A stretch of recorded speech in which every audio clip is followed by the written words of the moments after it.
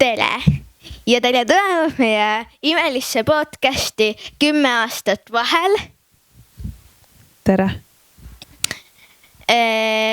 Jah, ja lisaks, kuidas meie podcast nimes oli see, et meil Kadriga on siis 10 aastat vanuse vahet. Jah. Aga meie täna siis otsustasime, et kuna meie käime mõlemad hästi palju kogu aeg trennis, Kadriga juhul, ma ei tea, kui palju mina käin, aga siis me otsustasime teha trenni teemalise episoodi. Jaa. Meil on siis, ma ei tea, mitu küsimust. Jah, alustame siis. Kõigepealt, mis trennid meie käime? Meie käime akrobaatika trennis. Mis spordialaga me tegeleme? Fitnessi, akrobaatiline fitness. Ja Kertu teeb laste fitnessi, aga see on põhimõtteliselt sama asja ka lastele. Jah. Kuidas treeninguga alustasid? Siis kui ma olin väike, siis isi viis mind trenni ja siis ta loopis mind ringi ja siis ma nägin kõrval olid lapsed, kellel ei olnud vanemad kaasas ja nad tegid hundirattaid ja siis ma vaatasin, et issand jumal, kui äge, ma tahan ka. Nii et siis ma läksin sinna. Jah, minul oli nii, et Kadri käis ja siis mind pandi nagu ka sinna. Ma selle isiga koos väga ei tahtnud käia, aga ma läksin siis sinna, kus ma olin üksinda ja siis, emme räägib, et ma ei tahtnud väga käia. Ja siis ma läksin üksinda sinna teise. Ja siis ma nüüd käisin seal. Nii, me küsisime oma kuulajatelt, et nad esitaksid meile küsimusi, mida me peaksime siin episoodis küsima. Nii, ja siis üks väga hea küsimus tuli Anetelt. Aitäh, Anette, et panustad meie podcasti. Kas pigem tegeleda ühe alaga ja saada selleks väga heaks ja siis tehakse seda ka edasi, kui see nagu väga-väga kirglik selle koha pealt enam ei ole? Või vahetada spordiala siis niimoodi tunda järgi, kuni sa tunned, et sa leiad selle õige? Ma võin alustada siis. Ma ütleksin, et kui sulle see asi päriselt ei meeldi, siis ära hakka raha kulutama kõik aega ja energiat selle peale, kui sulle see tegelikult, sa isegi ei naudi seda. Et pigem nagu vaheta seni, kuni sa leiad selle õige. Aga see, jah. Mina arvan, et seda õiget niimoodi ei leia. Ma arvan, et sa pead selles mõttes ka küll. Sa pead siiski mingil määral nagu ikkagi käima seal juba mingi aja. No, muidugi sa saad aru, et mina tean, et mulle ei meeldi pallimängud. Ma ei läheks elu sees isegi korvpallitrenni, sest et see tundub ju ilgelt jube minu jaoks. Aga kui sa, ses suhtes ja muidugi siis vaheta ja mine ära, aga vahetada siis kohe, kui sulle alguses asi meeldib ja vahetada siis, kui sul enam pole motivatsiooni või sa ei viitsi trennis käia või mis iganes, siis on lamp. Siis lihtsalt mine trenni. Aga jah, kui sul tõesti ei meeldi ja sa tunned, et see ei too sulle nagu mitte ühelgi määral õnne, siis nagu jah, siis jep. Nüüd meil on kiirküsimused, et saada tempo käima. Soojendus või venitused, kumb on jubedam? Venitused. Soojendus.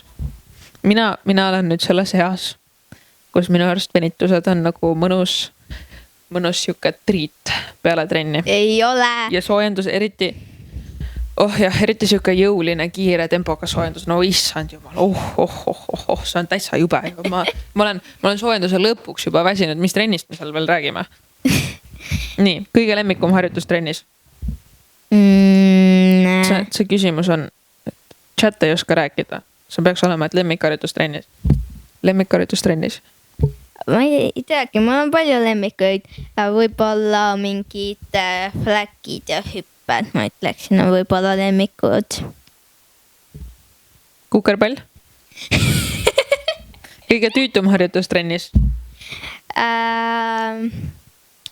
Venitused, ma arvan. Koha pealt fläkid. Koha pealt fläkid on siuksed, sa ei saa üldse hoogu sisse, mina vähemalt ei saa. Ja siis ma pean kuskilt õhust lihtsalt võtma selle nagu jõulisused ilusti ära teha. Üldse meeldi. Nii, kas mäletad enda esimest... Nüüd ei ole enam kiirküsimused. Nüüd ei ole kiirküsimused. Kas mäletad enda esimest esinemist või trikki, mis tõeliselt õnnestus?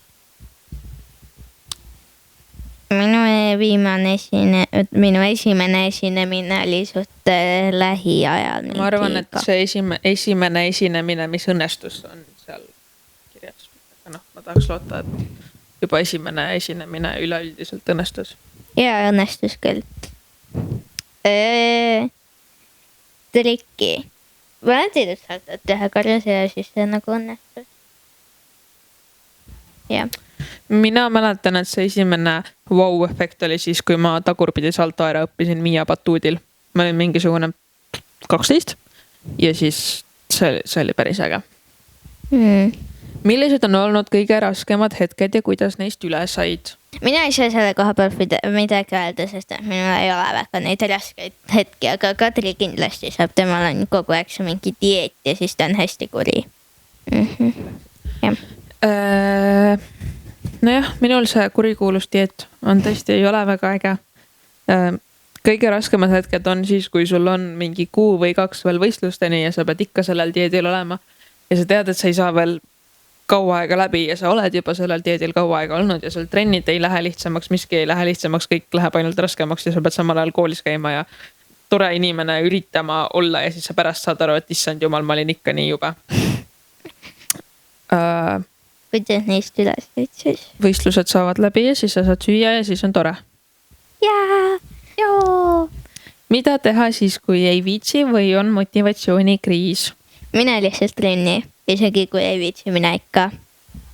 Trenni minna, jep. Kas hommikune trenn on parem kui õhtune? Minule meeldib hommikul trennis käia.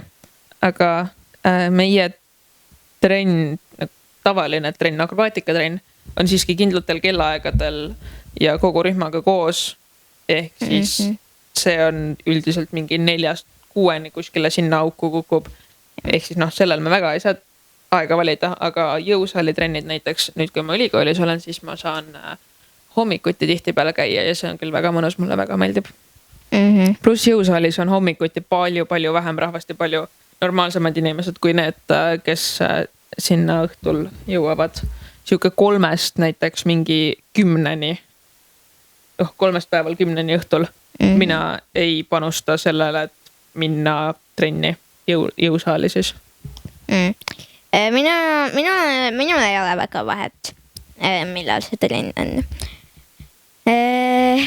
Kuidas ja kas õega koos treenimine mõjutab trenni üleüldiselt? Ju ma siis alustan.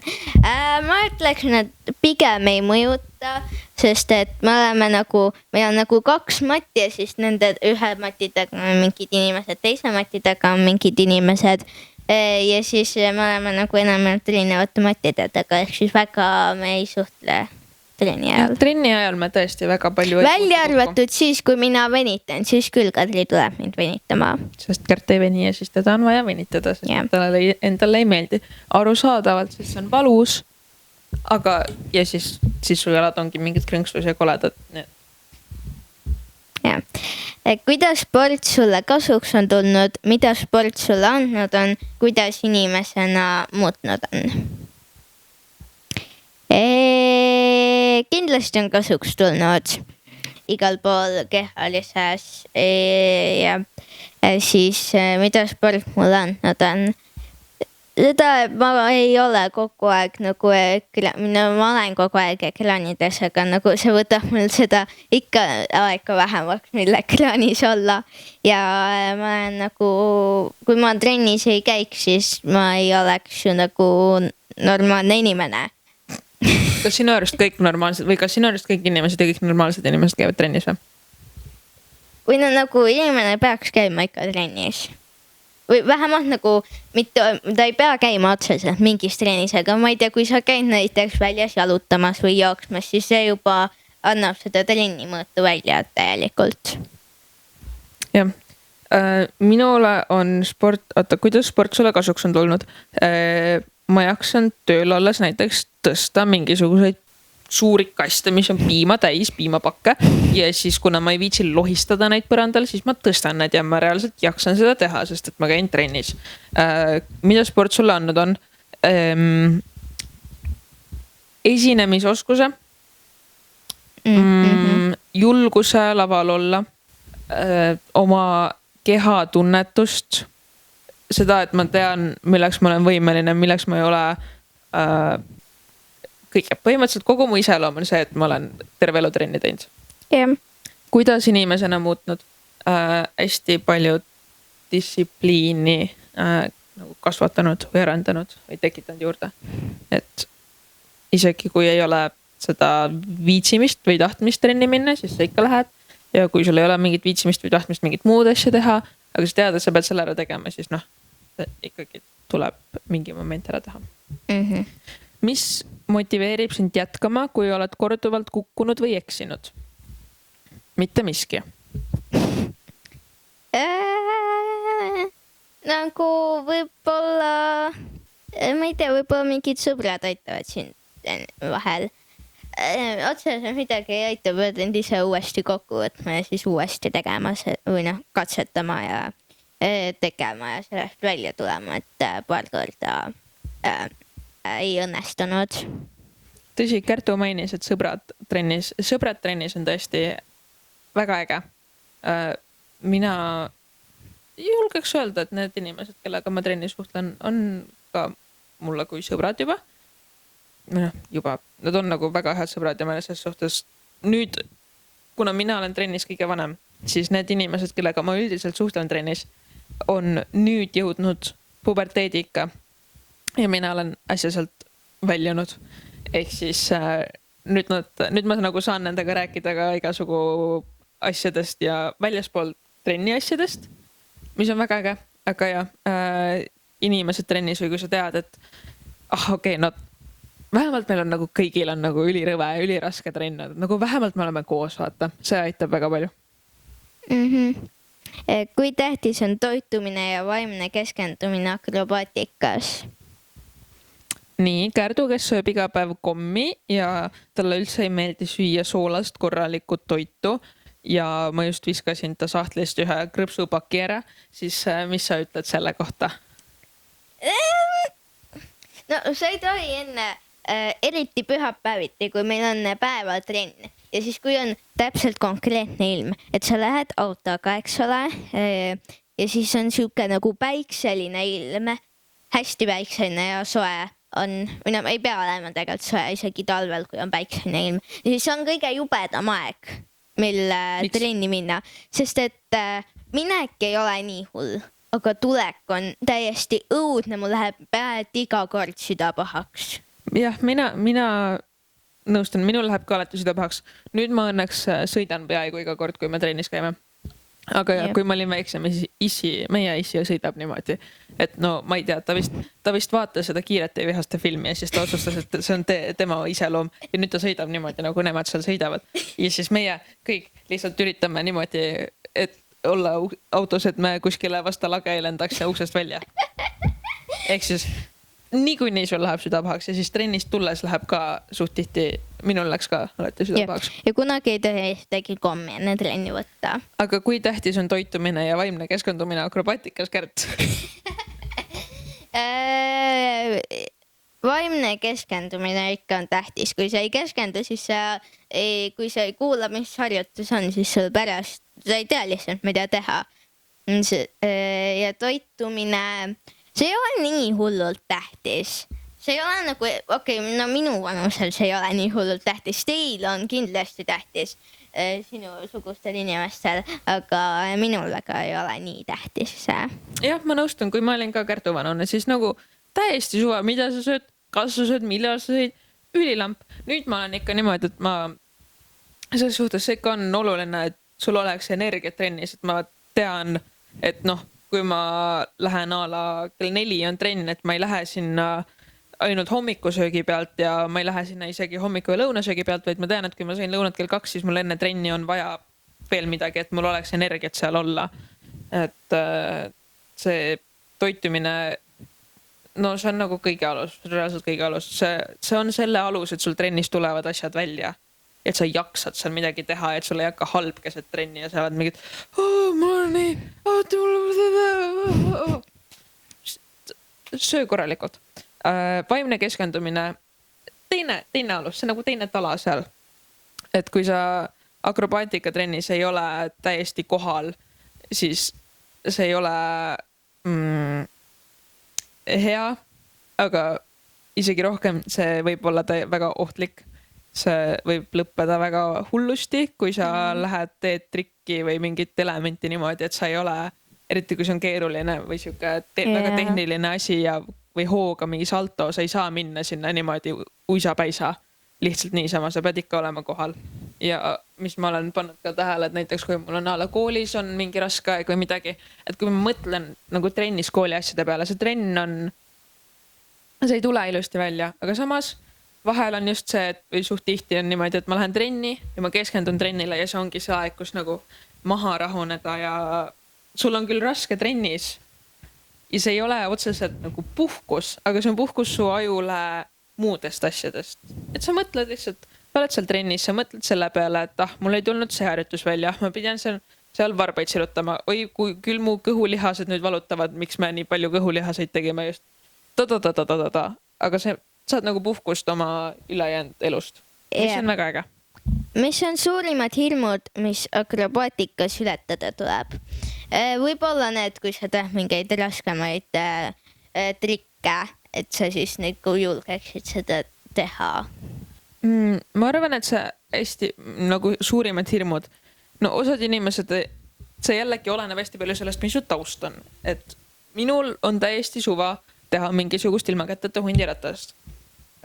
Ma võin vabalt olla pea alaspidi, ma võin olla seista käte peal, mis iganes. Osad inimesed ei julge hundiratast teha, sest et nad ei usalda või ei usu, et neil on kätes piisavalt jõudu, et oma keha raskust nagu üleval hoida, mis on väga aus. Võib-olla ei olegi. Siis see ala lihtsalt ei ole nagu sinu jaoks. See võib vabalt sinu jaoks olla, aga siis sa pead nagu jõudma sellesse kohta, et alustada mingitest veel kergematest asjadest, on ju. Et minu näiteks üks suur hirm, mille ma ületama pidin, oli see, et ma ei olenud selja taha hüpata, ehk siis kõik fläkid, saltod. Kõik nüüd on, mina õppisin selle ära, kui ma olin 12 ja siis nüüd teevad mingisugused 6 ja 7 aastased teevad fläkke ja saltosid ja ma vaatan sealt kõrvalt, et mis baasil üldse veel teen? Kas sinul oli ka nagu selja taha hüppamise ja fläkkide ja saltoga oli hirmus või? Ma arvan, et see on siuke tihedasem, mis hästi paljudel on. Siuke, et ei julge hüpata ja et sa ei tea, et nagu mis sealt taga on ja kus see maa tuleb ja et kas su käed kannavad või sul läheb pea vastu maad või kas sa, kui sa saltot hüppad, et kas sa ses suhtes füüsika ei luba sul niimoodi, kui sa hüppad ikka niimoodi, et niimoodi plumps üle on ju. Et siis füüsika ei luba seda, et sa jääd õhku ja siis sa kukud otsa alla, aga sa ikka kardad seda. See on siuke irratsionaalne hirm. Eriti väiksematel vist mina vähemalt olen aru saanud sellest, et või üle saanud sellest reaalselt selle mõttega, et ma olen füüsikas käinud ja kõik. Kuidas sa valmistad end ette enne uut trikki või keerulist numbrit? Võib-olla hingad kõigepealt sisse ja siis puhkad enne seda ja siis lihtsalt lähed ja keskendud. Lihtsalt lähed ja keskendud samal ajal. Jah, hingad, puhkad, tunnetad, mõtled, mis eelmine kord, mida sa pead nüüd nagu muutma, et nüüd tuleks välja. Jah. Kas sul on mingeid rituaale enne lavale või matile minekut? Lavale minekut siis. Kärdu, kas sul on? Mind huvitab, kas sul on? Sest et mina tean, mul mõned asjad on. Võistlustel näiteks. Väga ei ole pigem. Lihtsalt keskenduda ja magada hästi enne võistlusi ja. Võib-olla peaks nagu otsa enne mingi minuti aega enne sinule peale minekut, siis tuleb jalad soojas hoida ja terve keha soojas hoida. No seda niikuinii, keha pead niikuinii soojas hoidma. Aga kas sul on mingid ala, et alati näiteks enne lavale minekut teed mingi 3 üleshüpet või alati sööd täpselt selle lusikaga oma putru hommikul? ei ole see. Minul on mõned või noh, mõned. Esimene, mis mul pähe tuleb ja ainus on see, et mul on alati võistlustel muumisokid. Ja mul on ühed kindlad muumisokid ka, millel on augud sees juba, aga ma ikka kannan neid. Ja alati oled seal, seisad seal, ootad oma korda, et lavale minna, siis nagu hingad, mõtled, paned kas või silmad kinni või jõlitad mingit punkti ja lihtsalt mõtled kogu oma kava läbi ja mõtled seda, kuidas sa naeratad ja kuidas sa nagu mõtled, sisendanud endale seda, et sa naudid seda laval olemist ja kuidas see nagu välja näeb põhimõtteliselt. See valgus on siin praegu tuleb, mulle täpselt minu peale tuleb. Ma loodan, et see näeb kaameras palju, ma näen. Ja. Kas sul on signatuurtrikk, mille järgi sind tuntakse? Minul ei ole, aga Kadri kohta ma võin öelda, et salto lahtiste jalgadega. Jah, mina mõtlesin ka seda, et samas ma nüüd ei taha öelda, et ma teen päris mitmeid trikke päris hästi, aga ma teen päris mitmeid trikke päris hästi. Nii et, aga jah, tõesti üks, mis mul tuleb päris hästi välja ja mis on mul kõikides kavades olnud ja üks esimene salto, mis ma ära õppisin, oli niimoodi, et sa lähed, on ju, ja siis sa, noh, need on jalad. Ehk siis sa lähed saltosse ja siis sa teed jalad, lähevad niimoodi õhus lahti ja siis sa maandud niimoodi, nagu spagaat on õhus ja siis sa maandud kokku. Siuke sirge, suur, äge. Ma arvan, et see võiks olla küll ka signatuurtrikk, noh ongi. Kui saaksid, see on nüüd siuke hästi tore küsimus. Kui saaksid teha akrobatikat ükskõik kus maailmas, näiteks pilvelõhku ja katusel vee all kosmoses, siis kus? Kus, Kärt? See on samal ajal ka väga raske küsimus. Võib-olla mingi kõrge maja katusel, tegelikult on päris lahe. On või? Tuul ja kukud alla ja pead muretsema, et kui see kätel seis välja ei tule, et siis kukud. Mina ei teeks pilevõle. Jah, võib-olla mingis pargis oleks tore. Pargis? Sul on valida kosmos. Ei, okei, davai, sobib. Ei pargi. Igal huva mingi võlassakad ja põtukades, nad ronivad sulle pähe. Ja siis see saab mustaks ka. Ja see ei meeldi, aga ülejäänud on tore. Päris kõhk ja kõik siuke. Mina teeksin sellises kohas, kus on matid, mõnusad matid, mis põrkavad, ei ole liiga pehmed ega liiga kõvad. Neil ei ole vahesid sees. Matid. Ja siis see on selline ruum, kus, seal on nagu eri üksikud matid, vaata, siis neil on ikka nagu praod sees, nagu üks suur matt. Ja siis see on siuke ruum, kus ei hakka palav. Ja vot seal ma teeksin, oi millise trenni. Oi kui hea trenn seal oleks. Aga seal võiks see patut ja mammi auka olla. See on päris tore. Minul ei pea olema, mingi kõrge lagi võiks ka olla, lihtsalt niisama. Aga jah, hästi palju õhku ja et ei oleks palav ja et matidel ei oleks pragusid sees. Ja siis, et kui ma saaksin, et mu treeneritel oleks veel hea tujuga selle trenni ajal, võt siis ma teeks küll hea trenni. Aga see oligi nüüd viimane küsimus. Jah, aitäh, et seda meie imelist episoodi kuulasite podcasti. Ma loodan, et teile see meeldis. Ma loodan, et te kuulate järgmise episoode ka. See on väga tore, kui te kuulate ja oota, Kadri ütles nüüd sina midagi. Käige ikka trennis edasi. Mingem õue. Nautigem sügist. Nautigem elu. Sööge korralikult, magage piisavalt, käige trennis. Proovige kukerpalli teha. Lihtsalt niisama. Ja. Tšau!